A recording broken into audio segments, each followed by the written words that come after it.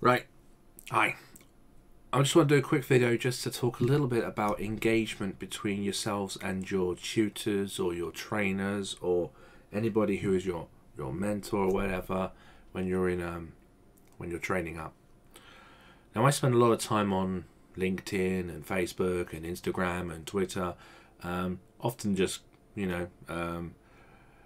chatting around and seeing what's going on, but I also get lots of messages and I get asked if I, my opinion on lots of things. I was on Instagram all afternoon. I've been on Facebook most of this evening. This gentleman contacted me on Twitter yesterday, and he had a fairly decent question, and he had this question come up. Obviously, he's doing his practice exam, and his provider, or he sourced this himself, and there was this question that's propped up, and he's got the right answer. It's a correct answer. What he's asked, though, is if I could, please possible, could we practice a question like this? So it's more a case of the working out that I think that this Midge the Old East End is looking for. So that's what I said. So yeah, do you want me to show you how the working out for this is done? He went, yeah, that'd be great. And I'm just going to do that now.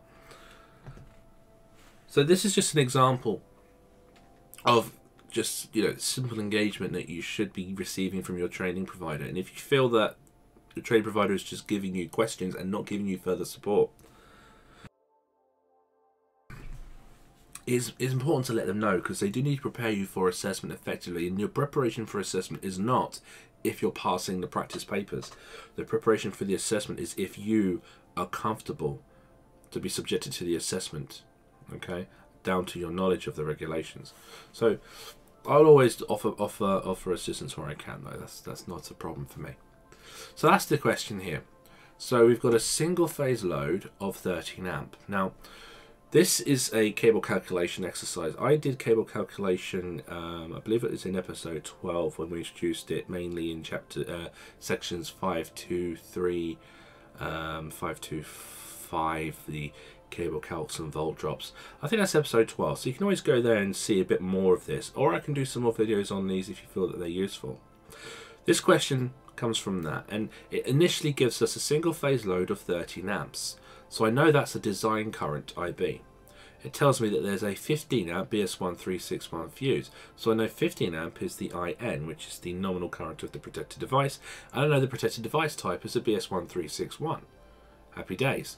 It then describes the cable type. It's a single core cable, not a multi-core, a single core, 70-degree thermoplastic copper. So it's not armoured. I'm going to need to remember that when I find the cable later on. Installation method is reference method B. That's great. I need all the information to find the cable size.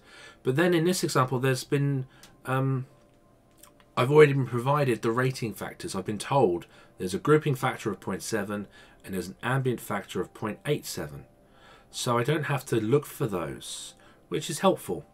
Because in your exam, you're not going to do something as large as this in scale, because you only really have 2 minutes a question. But one of the questions could be find this rating factor, find that rating factor, or verify this fault drop. So it could be a part of the process. But just to kind of move forward with this, I'm just going to move this out of the way so I can get my writing screen sorted. Let's just do this and then do this.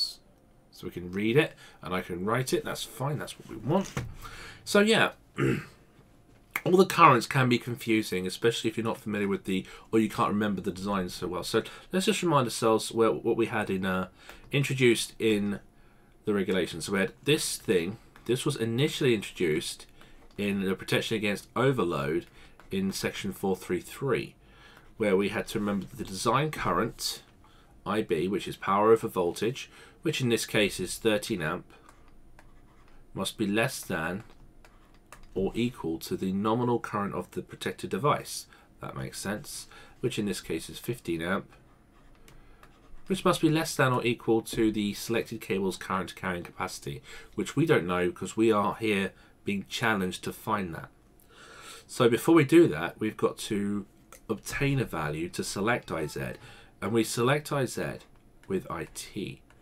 Now IT is equal, dependent on the formula I'm going to use in this example is IN over CA times CG.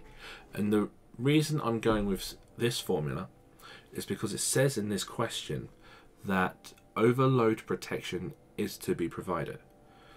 If you go into Appendix 4, where you see the equations, equation 1, 2, 3, 4, if overload protection is not needed, we could go with IB at the top. But if it's needed, this is the default formula. And this is the simple, easy formula. It's probably the one they've gone with. So, let's use it. Okay, IT is equal to IN over CA times CG, which is equal to IN, which is 15, over CA. Now, CA is the 8.7 factor. Yeah, just looking around the microphone. And the CG then is the 0.7. So that's going to create a new factor, which is 0.6 something. My maths, hang on. 0.87 times 0.7 equals 609. 0.609, okay, right. Alright, so 15 over that. 15 over 0.609 equals... Okay, now this number here is the value. So what we have now is a tabulated value of current carrying capacity. So that's a value that's been obtained by maths, and that's what this is here. So we'll put that over there. 24.63, and that's of no use whatsoever. But what we do know is that the IZ must be greater than that, because this number has been designed, incorporates all of those rating factors. So we know that the IZ or the IT must be less than or equal to IZ. So the next job is to find the table for this cable type, and then find which cable size can carry at least 24.63 amp. So let's find this. This is let's remind ourselves, this is a single core. So we go to Appendix 4. It's going to be this one here. So we can see it's single core, 70-degree thermoplastic, and it's copper because this is copper conductors, and this is non-armored, and in the scenario here there is no mention of it being an armored. So we know this is the table that we want, and so we're looking here for the number that is greater than 24.63 for reference method B single phase.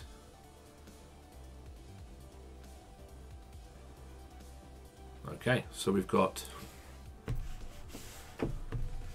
a 4mm cable which has an IZ of 32 amp. So we go back up here. That's the IZ of our cable. We achieve coordination. We know that 4mm is good. We're not verifying volt drop or anything. That isn't part of this exercise. The whole point was to just really, the main challenge of this question was to do this. That was it. And then when you get this from that, find that. That's the objective of this. Okay, so that's 4mm, and that is exactly, let me go here, make this big. That's exactly the answer that they had. So I hope this has helped you, and I hope you understand how to work this out. Any further questions, just message me back, let me know, and I will do my best to make it easier to understand. We will see. But yeah, if any of you guys need further help, then do let me know. But I am receiving a lot of messages, but I will always, sometimes I might respond to you at 2 or 3 in the morning, when I finally, get the time to kind of get back to all the responses. So, check in the morning, I may have responded to you, but I will always try and get back to everyone who messages me. I'm trying to find, I'm trying to come up with some easier ways to kind of interact when I'm just sat at the desk, or others who are obviously part of help, who also help me out with being supportive on the Facebook group, because we could sit there and we could respond to messages, but quite often we have to go there and we have to refresh. But I am considering, for those of you who are young enough, or maybe high tech enough to know what one of these is, Discord. Now I use Discord a lot, obviously for working with web development and also gaming and things. But I am considering setting up a well, I say I'm considering, I've kind of started setting up a Discord server where I can put in design course content, and then there are chat rooms. So if you feel as if that's an idea, do let me know, and I can obviously crack on with finishing us off, and I can get an invite set out. And you can always just park, if you land in your Discord world, and you just wonder, you can just park yourself and chit chat, and then we may just bump into each other, and we can just open mic chat about things instead of waiting for pinging messages backwards and forwards. Trying to make the engagement as interactive and as real time as we can. That's what we're trying to do. And then there's obviously streaming. We did the first stream last week and went quite well. It's a bit too soon to plan that. It's a bit late. Sorry, to announce a stream this Saturday. We'll see. Maybe something, because I may have an announcement to make, which I might do. But otherwise, there is going to be a plan to do another stream the following weekend. Got the Codebreaker book now, thanks to Paul Meenan. So I have had a few requests to do a stream where the subject matter of the stream is observations and recommendations. So we can create some, we can show some sample observations, and then just have an open chat about how we code it and how we determine what codes to make, in what circumstances that one observation would actually lean from a C2 to a C1. What external influences or what other factors would there be that would make it one code or the other, just to try to further develop the engineering judgment with the codes.